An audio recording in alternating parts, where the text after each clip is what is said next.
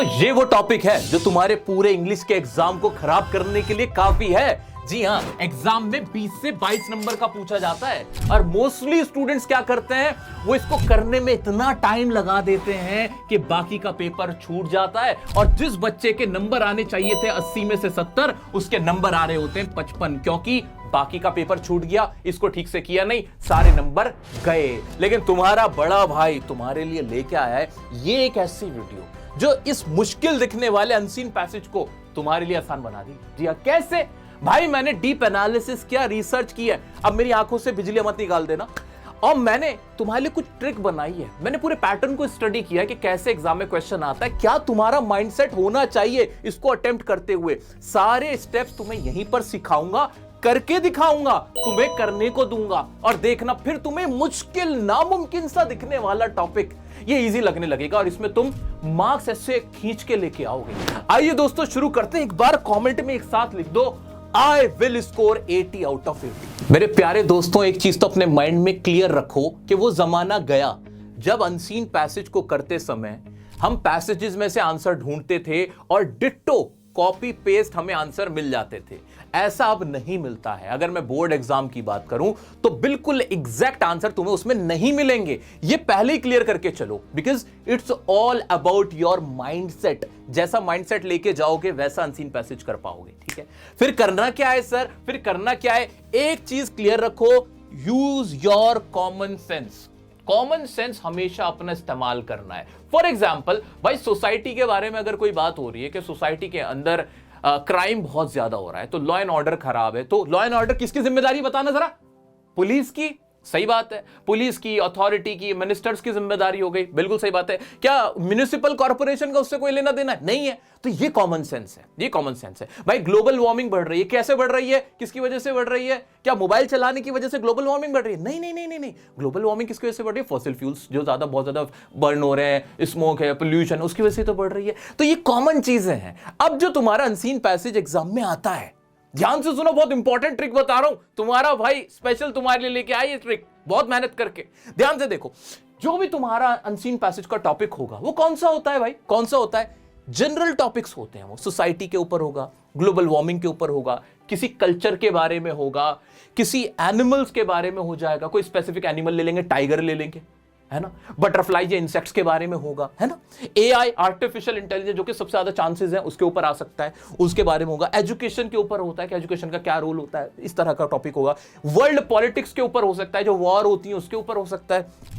Literature वगैरह वगैरह, literature के ऊपर हो सकता है, किसी राइटर, किसी ऑथर, किसी पोइट के बारे में हो सकता है।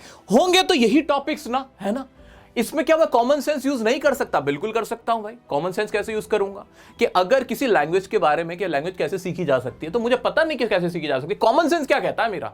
कि लैंग्वेज ऐसे सीखी जा सकती है कि उसको पढ़ो, उसे प्रैक्टिस करो, लिख लिख के देखो, ऐसे तो सीखी जा सकती है। जितना रीड करोगे उतना समझ आएगा। लेकिन अगर कहीं ऑप्शन ये दे रहा है कि लैंग्वेज सीखी जा सकती है बिना कुछ पढ़े, बताओ ये सही है कि नहीं? नहीं भाई, ये बिल्कुल कॉमन सेंस है। बिना पढ़े कैसे सीखी जा सकती है? बिल्कुल, ये तो पॉसिबल ही नहीं है। एग्जाम में क्या होता है? एग्जाम में ऐसे एक दो क्वेश्चन जरूर होते हैं, मैंडेटरी है भाई, वो क्वेश्चन डालता ही है तुम्हारा एग्जामिनर। वो कौन से होते हैं क्वेश्चन? जिसके अंदर तुम्हारे ऐसे कॉमन सेंस वाले क्वेश्चन होते हैं, जिसमें बिल्कुल बेवकूफों वाले तुमसे ऑप्शन दिए जाते हैं, बेवकूफों वाले सवाल किए जाते हैं, ट्रू फॉल्स की शक्ल में, फिल इन द ब्लैंक्स की शक्ल में, या फिर ऑब्जेक्टिव टाइप क्वेश्चन की शक्ल में, जहां तुम्हें पता होता है कि क्या पूछ रहा है। लेकिन तुम्हारे तो हाथ पैर फूले होते हैं, तुम तो डर रहे हो इससे, इसलिए तुम्हें समझ में नहीं आता है। ठीक है, पहले माइंडसेट बन गया है। क्या हमारे सभी चैंपियंस का माइंडसेट बन गया है कि हाँ यार, कॉमन सेंस तो मैं हमेशा रखूंगा। इंग्लिश आती है नहीं आती है वो छोड़ दो, तुम्हें बहुत ज्यादा इंग्लिश की जरूरत नहीं पड़ेगी इसमें।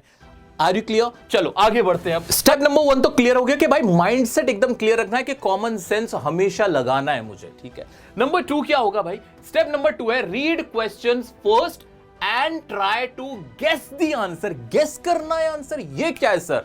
जैसे ही तुम्हारे हाथ में पेपर आता है, अनसीन पैसेज का तुम क्वेश्चन करने बैठते हो, तो सबसे पहली चीज क्या करनी है? तुम्हें पैसेजेस को नहीं पढ़ना है, तुम्हें क्वेश्चंस को रीड करना है और बहुत ही ऐसे गो थ्रू करना है, बहुत ज्यादा डीप में उसको पढ़ने की जरूरत नहीं है, और आंसर्स को ऐसे गेस करना कि इसका क्या आंसर हो सकता है, कि अगर वो ग्लोबल वार्मिंग के ऊपर है, अगर वो साइंस के बारे में, तो मेरे आंसर क्या हो रहे हैं, मैं क्या सोच पा रहा हूं। इस तरह से तुम्हें उसको लेना है, ये अप्रोच रहेगा। कर लिया पहला स्टेप क्लियर, ऐसे कर लोगे, अभी करके दिखाऊंगा और देखो तुम्हें भी समझ में आएगा, तुम्हें भी समझ में आएगा। क्योंकि ऐसा करने से ना अभी तुम जादू देखोगे।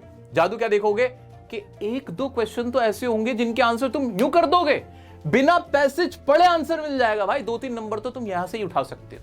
आगे बढ़ते हैं, फिर नेक्स्ट स्टेप क्या होगा सर? नेक्स्ट स्टेप है देन रीड पैसेजेस प्रॉपर्ली। उसके बाद तुम्हें पैसेजेस को पढ़ना है। पहले क्वेश्चंस पढ़े, उनका आंसर गेस किया, मैंने क्या किया, गेस किया, और उसके बाद मैं पैसेजेस की तरफ बढ़ा। ठीक है, 4 से 5 पैसेजेस होते हैं मैक्सिमम। फिर मैंने उन्हें आराम से, जितने अच्छे से मैं देख सकता था, मैंने पढ़ा। अब इस दौरान मेरे साथ क्या होगा, क्वेश्चन मैंने नजर मार रखी थी, अब मैं पैसेज पे गया था, मुझे याद आएगा कि यार नीचे क्वेश्चन इसके ऊपर है, इस पैसेज में, इस पैराग्राफ में, पैसेज नंबर 1 में जो मैं बात कही गई है, उस पैराग्राफ का तो पीछे नीचे जिक्र किया गया था, कॉज पूछा गया था, उसके बारे में तो सवाल था। फिर मेरे दिमाग की घंटी बजेगी। जैसे ही ये घंटी बजे, दोबारा उस क्वेश्चन को एक बार नजर मार के आना और देखना, अच्छा क्या एग्जैक्टली क्वेश्चन पूछा गया था, वहीं तुम्हें उसका आंसर मिल जाएगा। और यही है मेरा step number 4, cross check your questions with answers.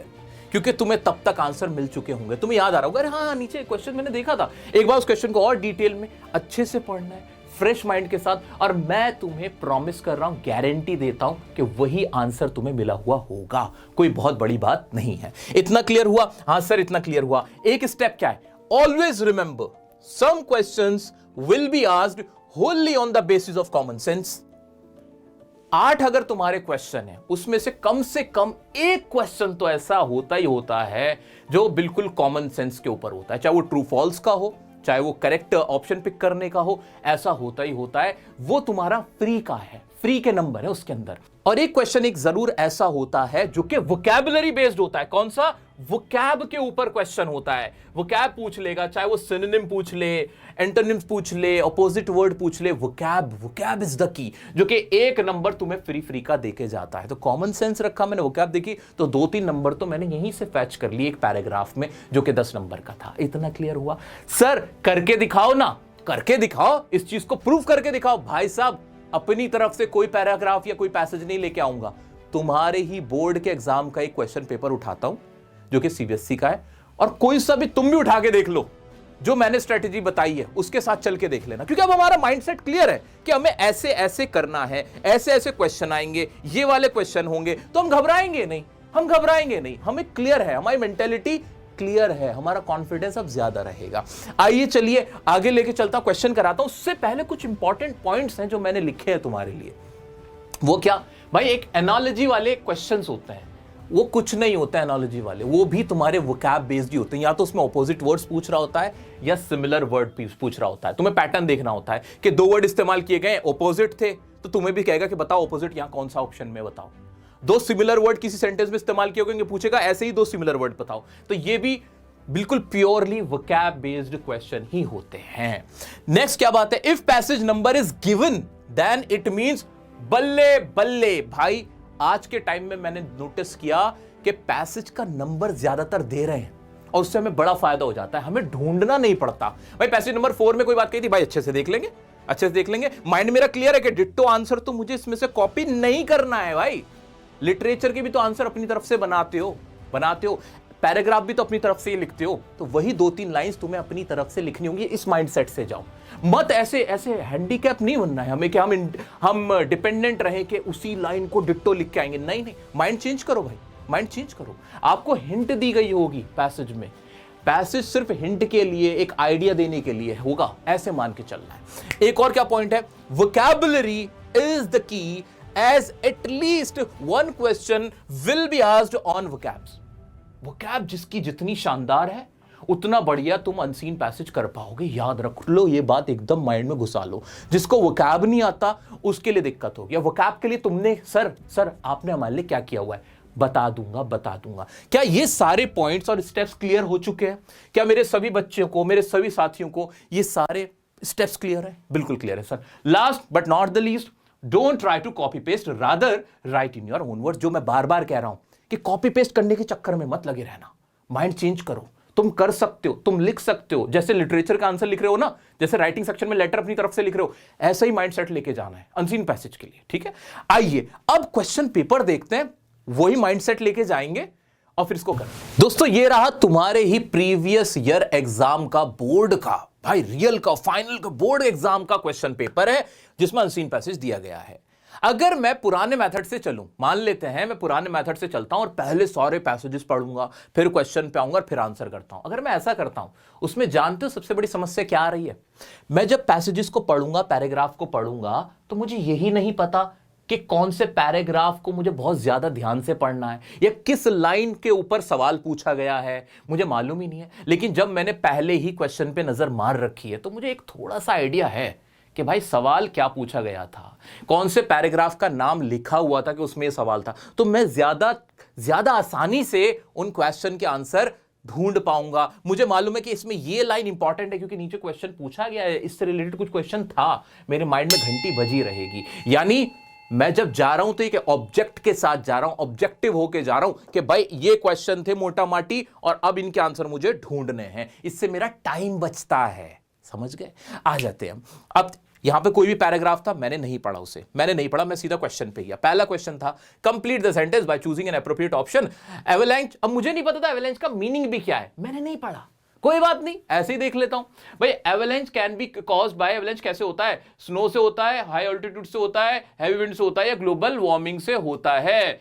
हाँ ठीक है, कैन बी कॉज बाय, इसमें कॉज के बारे, एवलांच के कॉज के बारे में इतना मुझे पता है। अभी मैंने आंसर ढूंढा भी नहीं, मैं तुक्का मार रहा हूं, तो मैंने क्या करना है, अपने आंसर्स को गेस करना है। तो एवलांच किससे होता होगा? स्नो से होता होगा, हाई ऑल्टीट्यूड से, हैवी विंड से, ग्लोबल वार्मिंग से। ठीक है, अभी मैंने कोई अपना गैस भी नहीं मारा, तुक्का भी नहीं मारा, बस आंखों में इन ऑप्शंस को बसा लिया। ठीक है, मुझे कोई आइडिया नहीं हो रहा था, मान लेते हैं। अभी ऊपर जाऊंगा, पढ़ लूंगा, समझ में आ जाएगा। Comment on warning signs exist which allow experts to predict avalanche in 2 sentences.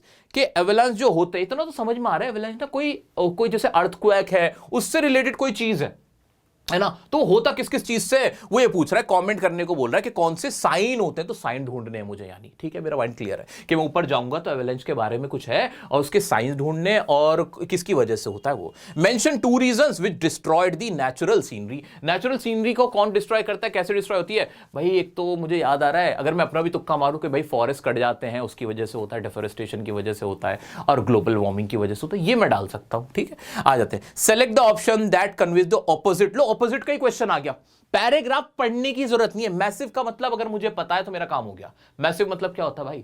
बहुत बड़ी चीज को कहते हैं। अब यहां पे टाइनी का मतलब छोटा था, देखते ही मुझे आंसर मिल गया कि नहीं मिल गया? मिल गया। कॉन्फिडेंस यही बढ़ गया मेरा। कॉन्फिडेंस क्वेश्चन पढ़ते पढ़ते बढ़ रहा है, क्वेश्चन पढ़ते पढ़ते बढ़ रहा है, कोई स्ट्रेस नहीं आ रहा। आगे बढ़ा मैं। The writer will agree with one of the given statement. भाई इनमें से किसी एक स्टेटमेंट से राइटर अग्री करेगा। कौन सी स्टेटमेंट है? People caught in the avalanche can try to swim, के लोग स्विम कर सकते हैं टॉप पे। Put on an oxygen, oxygen mask लगा सकते हैं। ऑक्सीजन मास्क तो सब पे होता नहीं, तो ये वाला आंसर तो मुझे वैसे ही बेकार लग रहा है। डिगिंग इज नॉट पॉसिबल, खोदना पॉसिबल नहीं है। Should not come close to the surface, surface के क्लोज नहीं आना चाहिए। ठीक है, ये पॉइंट अब मेरे माइंड में है, सब माइंड में। अब जब मैं ऊपर जाऊंगा ना इनके आंसर देखने, पैसेज पढ़ने, तो मुझे इनके क्लियर आंसर मिल चुके होंगे। देखना जादू, तुम भी देखना, तुम्हें भी फील होगा। आगे बढ़ते हैं। Select the option that corresponds to the following relation below. You may not have an idea of which is up and down. मैंने क्या कहा था? एनोलॉजी नाम की बेकार की, जिसे कहते हैं ना एक तरह की ये बीमारी, और कुछ नहीं, इसमें कुछ नहीं पूछा होता यार। ये क्या है? ये ऑपोजिट ही तो है, अप डाउन। तो मुझे ऐसा देखना जिसमें ऑपोजिट पूछा गया हो। तो गैदर मतलब इकट्ठा करना, डिस्पर्स करना, क्राउड को डिस्पर्स कर देना। टरेंशियल और हैवी फ्लडिंग दोनों एक ही चीज है, ये तो ऑपोजिट नहीं हुआ। अनईजी, अनकंफर्टेबल दोनों एक ही चीज है। मोर और बिगर दोनों एक ही चीज है। ज्यादा कोई दिखा रहा है तो भाई ऑपोजिट कौन सा हुआ? अगर मैं तीनों को पढ़ लेता तो भी मुझे आंसर पता चल जाता कि ए इसका आंसर है। लो, मैंने तुम्हारे 2 क्वेश्चन बोर्ड के एग्जाम के 2 क्वेश्चन तो मैंने तुम्हारे बिना पैसेज पढ़वाए करवा दिए। सिर्फ कॉमन सेंस, कॉन्फिडेंस रख के गए थे, पता था कैसा पेपर आएगा, क्या क्वेश्चन पूछे जाएंगे, मालूम था, एक अंडरस्टैंडिंग थी मेरी, है ना। आगे बढ़ते हैं। The major causes which do not trigger. पहले पूछ रहा था कि कैसे होता है अवलांच, ये पूछ रहा था ना। अब इसमें कह रहा है कि विच डू नॉट ट्रिगर, जिसकी वजह से नहीं होता। भाई earthquake, rain, snowfall, plastic waste. क्या कॉमन सेंस अगर मैं लगाऊं भाई, मैं हाथ जोड़ के कह रहा हूं यार, ईमानदारी से बता देना क्या ये अर्थक्वेक, रेन और स्नोफॉल ये सारे प्राकृतिक है, नेचुरल है? प्लास्टिक वेस्ट क्या नेचुरल है? नहीं नहीं, ये नेचुरल नहीं। तो अगर मैं तुक्का भी, अभी मैंने तुक्का मारा है, मैंने आंसर देखा भी नहीं, तो मुझे थोड़ा सा आइडिया हो रहा है कि यार प्लास्टिक वेस्ट इसका आंसर होना चाहिए, कि इसकी वजह से तो अवलांच नहीं हो रहा है। ठीक है ना, इतना क्लियर हो पा रहा है? हाँ जी सर, क्लियर हो पा रहा है। अभी मैंने इनका किसी का भी आंसर लिखने की कोशिश नहीं करी सिवाय दो आंसर के, एक तो वो जो मैसिव वाला था और दूसरा वो एनालॉजी नाम के जो ड्रामा चल रहा था उसका। ठीक है, मैंने कर लिया। हाँ जी, अब एक और क्वेश्चन रह गया, साथ ही तो हुए। हाँ जी, 8वां क्वेश्चन है, explosive can be used in place dash complete the sentence. Explosive के बारे में बात थी, यानी ऊपर मुझे कुछ इसके बारे में पढ़ने को मिलेगा, अभी मैंने कुछ नहीं देखा। आगे बढ़ा मैं। The word deadly in the third paragraph, पहले तो बल्ले बल्ले करो, बल्ले बल्ले पैराग्राफ मिल गया, दे दिया, पहले ही बता दिया भाई। डेडली का मतलब क्या है? ओए इससे आसान और क्या होगा यार। तीसरा एक ऐसा क्वेश्चन जिसके लिए तुम्हें पैसेज को पढ़ना ही नहीं पड़ा भाई। आ जाओ, डेडली का मतलब क्या हो जाएगा? Likely to cause death, harmful, scary या वेरी बोरिंग। भाई डेड, जिससे डेड हो जाएगा भाई, जिससे मौत हो जाएगी, तो लाइकली टू कॉज डेथ होना चाहिए इसका आंसर। लो, तीसरा क्वेश्चन भी कर दिया। अब एक बात नोटिस करो, जब तुम इस अप्रोच से जा रहे हो, और 2-3 सवाल के तो तुमने ऐसे ऐसे आंसर कर दिए, तो तुम्हारा कॉन्फिडेंस ऊपर होगा कि नहीं? बिल्कुल होगा सर, कॉन्फिडेंस तो वहीं पर बढ़ गया मेरा। आगे बढ़ते हैं। Select the most suitable title for the above passage. भाई मार दो मुझे, मतलब जहर देके मुझे मार दो, मेरा किस्सा खत्म कर दो तुम। क्यों भाई? अवलांच के बारे में ही था, पूरी कहानी अब तक पढ़ता हुआ आ रहा था मैं, बिना पैसेज पढ़े भी क्या मुझे इसका आंसर नहीं हो रहा कि अवलांच? हाँ, लेकिन तब भी मैं चलो शॉर्ट नहीं हो रहा, अभी भी मैं कह रहा चल भाई मान लेते हैं मेरी बुद्धि खराब हो गई, मान लेते हैं, मैं नहीं मान रहा, बट ऊपर जाके पढ़ूंगा, सारा खेल क्लियर है।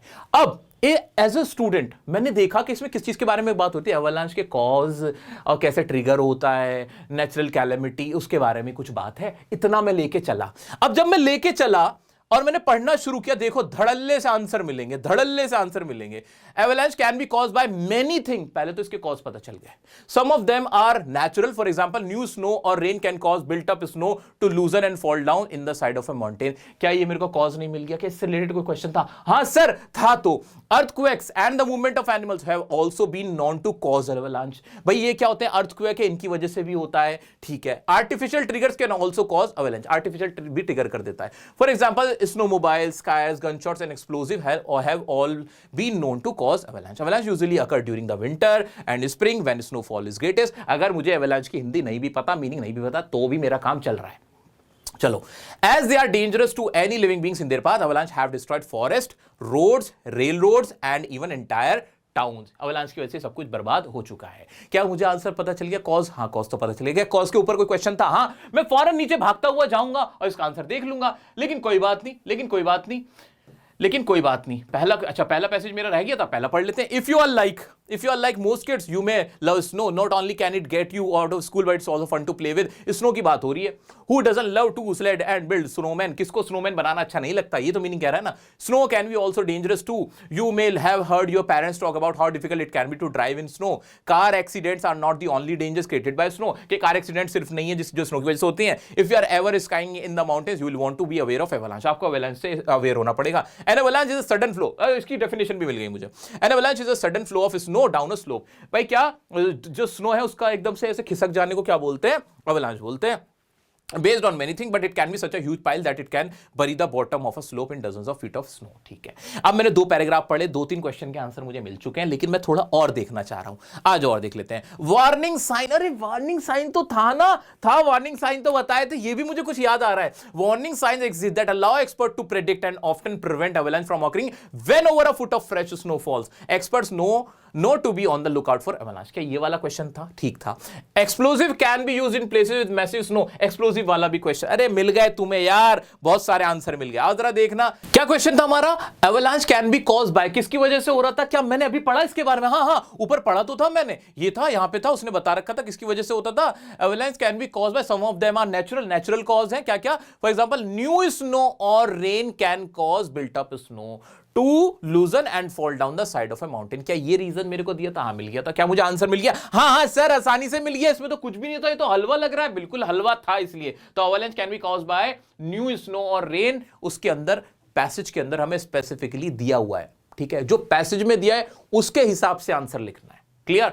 कुछ लोग कहते हैं सर ग्लोबल वार्मिंग भी तो, अरे नहीं, पैसेज में नहीं बोला हुआ है, तो मुझे पैसेज पे नजर रखनी है, पेनी, और मेरा आंसर मुझे यूं मिल जाएगा। नेक्स्ट क्वेश्चन था comment on warning sign exist. भाई वार्निंग साइन जो एग्जिस्ट करती है, जो एक्सपर्ट पकड़ लेते हैं कि इसके बारे में हाँ पढ़ा तो था, कुछ याद आया, हाँ सर अभी पढ़ा था, ये रही वार्निंग साइन, पहली लाइन में था warning sign exist that allow expert to predict, वो क्या थी, often prevent avalanche from occurring when over a foot of fresh snow falls experts know to be on the lookout for avalanche. जब भी कोई over a foot of fresh snow fall होती है तो समझ लो अवलांच है। इतना ही था ना। क्या ये आंसर मुझे मिल गया? क्या मैं अपने शब्दों में इसी लाइन को लिख सकता हूं? बिल्कुल। क्या एक्सपर्ट कैसे प्रेडिक्ट करता है? ऐसे करता है। क्लियर है? कॉपी पेस्ट भी कर दोगे आंसर में नंबर मिल जाएंगे भाई। हाँ मिल जाते हैं। अब मुझे बताओ, देखो इसमें कोई अलग से मैंने साइंस नहीं लगाई, मैं नहीं उठा के लेके आया इसको, मैं भी तुम्हारी तरह पहली बार ही पढ़ रहा हूं इसको। क्लियर है कि नहीं? तो इसका आंसर मुझे मिल रहा है, बिल्कुल आसानी से मिल रहा है। आओ आओ, जबकि मैंने तो 5 मिनट भी नहीं लगाए, तुम्हारे पास तो आधा घंटा होता है इस पूरे पैसेज को करने के लिए, इतना समय तुम्हें दिया जाता है।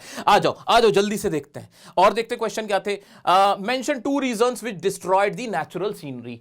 इसका आंसर भी मैं ढूंढ सकता हूं, मुझे ऐसे मिल गया था, मुझे दिखा था वहां पे। वो कह रहा था नेचुरल सीनरी किसकी वजह से डिस्ट्रॉय होती है।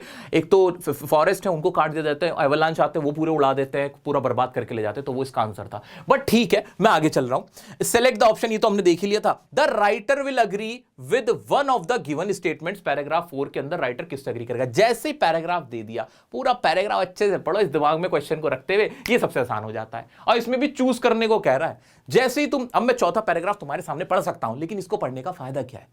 ये थोड़ी एग्जाम में आएगा। बस हम एक माइंडसेट देख रहे हो, समझ पा रहे हो मैं तुम्हें कहां लेके जा रहा हूं। नेक्स्ट क्वेश्चन देखना।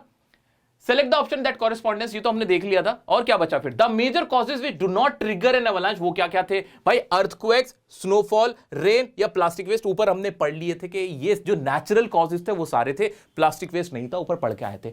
चाहो तो एक बार और तुम पढ़ लेना। अगर तुम स्टूडेंट हो, इंग्लिश बहुत ज्यादा नहीं आती, सर थोड़ी तोड़ के पढ़ पाता हूं, कोई दिक्कत नहीं। अवलांच का मीनिंग नहीं पता लो, अभी भी नहीं बताया मैंने तुमसे अवलांच का मीनिंग क्या है, कोई फर्क नहीं पड़ता। तुम तो उसी की लैंग्वेज में पढ़ते चले जाओ, तोड़ के समझ के ठंडे दिमाग से, स्ट्रेस फ्री होके। क्या मुझे इसका भी आंसर मिल गया? सर हाँ मिल तो गया आंसर। और अब बताओ सूटेबल टाइटल क्या है? मुझे तुम बता दो यार, पूरे पैराग्राफ में किसकी बात हुई है? अवलांच के बारे में बात हुई है, तो वही लिख देंगे। अब देखो ना, एग्जामिनर को पता कि तुम्हें अवलांच का मीनिंग नहीं आता और ना किसी और को पता, लेकिन नंबर तुम्हें पूरे मिल जाएंगे। ऐसा कर सकते हैं मेरे सभी साथी? बिल्कुल कर सकते हैं। सर कॉन्फिडेंस आ रहा है, सर एक और क्वेश्चन करा दो ना। इसी लाओ मैं तुम्हारे सामने यही खोलता हूं ना यार, यही खोल देता हूं, एक और तुम्हारा ही PYQ का, प्रीवियस ईयर का, बोर्ड का मैं तुम्हारे सामने एक और खोल देता हूं भाई। ये रहा एक और। अब इसमें भी मैं क्या कर रहा हूं? सीधा क्वेश्चन पे जा रहा हूं। किस पे जाऊंगा? सीधा क्वेश्चन पे जाऊंगा। मुझे मतलब नहीं है, लेकिन एक चीज याद रखना, एक चीज और मैं तुम्हें अभी हिंट दे के जा रहा हूं भाई। बोर्ड का एग्जाम है, बड़ी क्लास का एग्जाम है, मजाक तो चल नहीं रहा। जानबूझ के एक क्वेश्चन थोड़ा सा ट्रिकी डालते हैं। एक क्वेश्चन ट्रिकी होगा, वो पता क्यों होगा?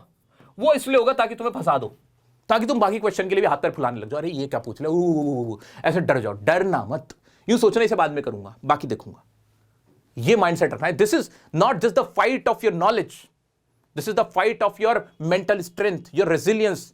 इसकी भी फाइट है, योर स्टेमिना, कितना तुम मेंटली फिट हो। ठीक है, घबराने का नहीं। आओ चलो देखना जरा मेरे साथ ही क्वेश्चन देखना क्या था भाई। पहला क्वेश्चन है, rationalize your response in about what is the tone of the writer in the given lines. जो भी उसने लाइन दी है, saffron is being used ding ding ding and rationalize your response. Rationalize का मतलब कि अपने आंसर को जस्टिफाई करना। रैशनलाइज अगर तुम्हारे एग्जाम में आता है, याद रखना, रैशनलाइज का मतलब होता है कि रीजन दो या जस्टिफाई करो, अपने आंसर को क्या करो?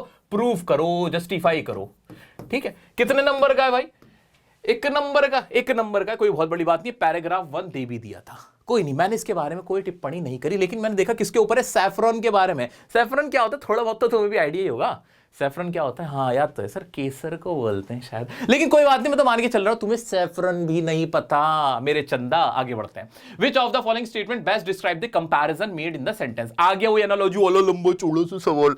लंबा चौड़ा कुछ नहीं है, या तो 2 सिमिलर वर्ड होंगे या 2 एकदम अपोजिट वर्ड होंगे, देख लूंगा मैं भाई। क्या है? सैफरन मीन गोल्ड, हाँ क्या था? हाँ जी आ जाओ। Saffron means the same in the word of spices. ठीक है, just like gold is among the most valuable metals in the world, saffron means the same in the world of spices. Spices में saffron क्या है? Gold है, जैसे gold है metals में। ठीक है, ये तो था। Gold and saffron have similar physical property. क्या सेम होते हैं? क्या इसका मतलब ये था? Gold and saffron have equal monetary value. Monetary term की बात हुई है? नहीं, इसमें साफ साफ समझ में आ रहा है, अगर मेरी इंग्लिश खराब भी है ना तो भी यार मैं समझ पा रहा हूं कि just like gold is among the most valuable metal, सबसे ज्यादा वैल्यू वाला मेटल जैसे गोल्ड है ना, इन द वर्ल्ड, वर्ल्ड में सेफरन का भी मतलब स्पाइसेस में वही है। वैल्यू की बात थी, चिक चिक के थी यार, इतना बेवकूफ थोड़ी हूं मैं।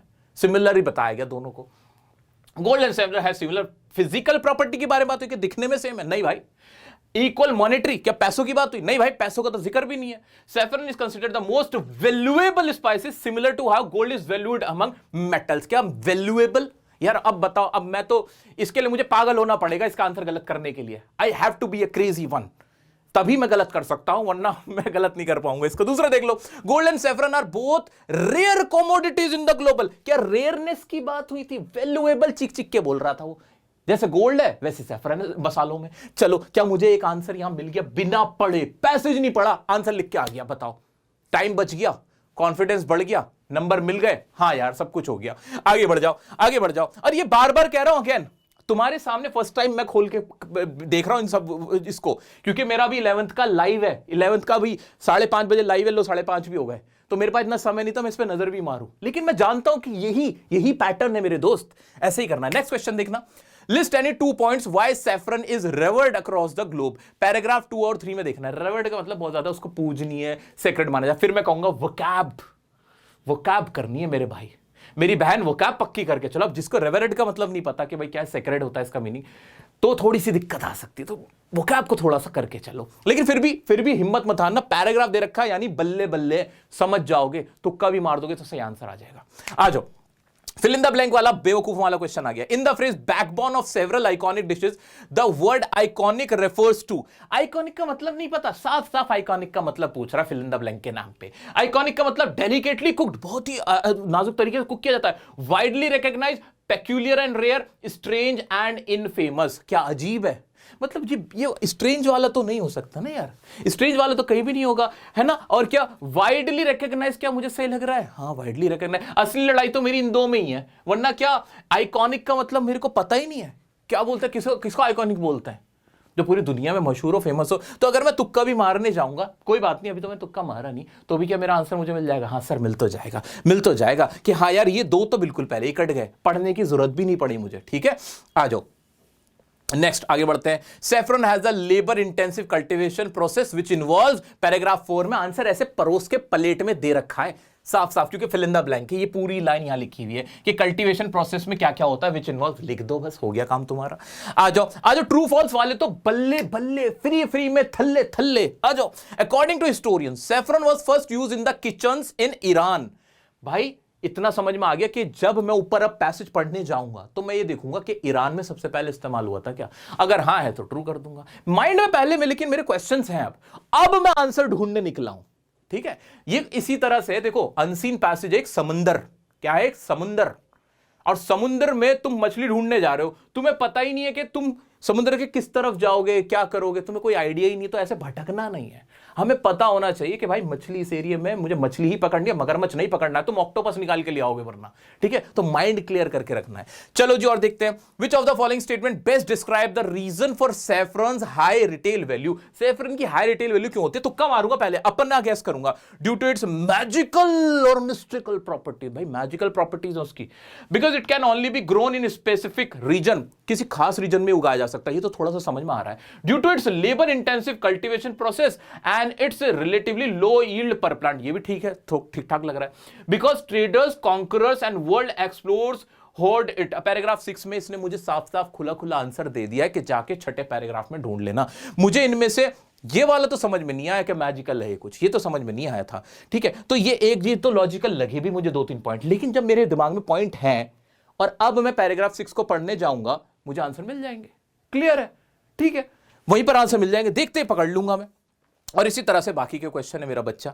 अब मैं तुम्हारे साथ बैठ के या 10 क्वेश्चन सॉल्व करा सकता हूं, मेथड मेरा यही रहने वाला है। हां, मैं मानता हूं कि 1-2 क्वेश्चन ऐसे होंगे जो थोड़े से ट्रिकी लगेंगे, लेकिन वो ट्रिकी कब नहीं लगेंगे? जब तुमने मेरा कराया वोकैब का सेशन लिया होगा। वोकैब मैं बार बार कहता हूं, और ये मैं ऐसे नहीं कहता, ये मेरा एक्सपर्ट ओपिनियन, एनालिसिस है, मेरी अंडरस्टैंडिंग है, पैटर्न है जो कि अनसीन पैसेज को सॉल्व करने का, कि भाई जिसकी जितनी बढ़िया वोकैब उतना बढ़िया वो अनसीन पैसेज में स्कोर कर सकता है। इसमें सारा खेल टाइम बचाने का है। टाइम बचाना है तुम्हें। वो कैब के लिए क्या करोगे, तुम्हारे भाई ने एक लाइव लेक्चर लिया था वो कैब का, 1200 से 1500 वो कैब उसमें लर्न कराई थी, वो लेक्चर तुम्हें लेना है, वो तुम्हें लाइव टैब में जाके दिख जाएगा। डियर सर वो कैब ऐसे करके भी सर्च कर दोगे, 5 घंटे का लाइव सेशन है। एडिटर साहब यहाँ लगा देना वो लेक्चर दिखा देना उसको, थंबनेल इनको याद रह जाएगा, वो कर लेना। एक चीज और याद रखना, अनसीन पैसेज का क्वेश्चन हमेशा एग्जाम में लास्ट में करना। लास्ट के 40 मिनट्स तुम दे सकते हो उसको, 40 मिनट्स मोर देन इनफ है, जिस ट्रिक से मैं तुम्हें करवा रहा हूं। 40 मिनट्स आर इनफ। क्यों? 3-4 क्वेश्चन के तो तुम्हें ऐसे आंसर मिल गए, 3-4 क्वेश्चन के तो यूं पकड़ लिए तुमने। बचे कितने क्वेश्चन भाई? 5-6 क्वेश्चन तो बचे, फिर 5-6 क्वेश्चन ही तो बच रहे हैं। 5-6 क्वेश्चन में भी क्या एक लाइन वाले हैं, फिलअप्स वाले हैं, वो कर डालोगे तुम।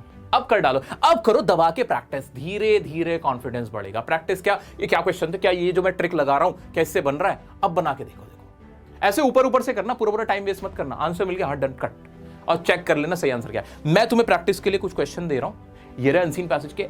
कोई डाउट आए, तुम्हारा भाई तुम्हारे साथ खड़ा है, टेंशन मत लेना। वीडियो पसंद आई हो तो लाइक जरूर करके जाना, सब्सक्राइब कर लेना चैनल को भाई। और याद रखना 10th और 12th दोनों को ही बता रहा हूं, 10th वालों 17, 18, 19 और 20 चारों दिन शाम को 5 बजे तुम्हारा भाई यहीं तुम्हारी एग्जाम की प्रिपरेशन कराएगा। 17, 18, 19 फरवरी को यहीं आ जाना, सब कुछ बढ़िया से हो जाएगा, टेंशन मत लेना। ऐसे 12th वालों 12 मार्च से पहले 4-5 दिन तुम्हारे भी लास्ट के गैप में तुम्हारी क्लासेस होंगी लाइव, सारी चीजें कवर करा दूंगा। कोई भी टेंशन आए, प्लेलिस्ट बना रखी, ये रही प्लेलिस्ट, शेयर करो अपने दोस्तों तक, अपने फैमिली ग्रुप मेंबर तक, टीचर्स तक। और मिलते हैं नेक्स्ट वीडियो में नेक्स्ट टॉपिक के साथ, तब तक के लिए बने रहें डियर सर के साथ। Love you all.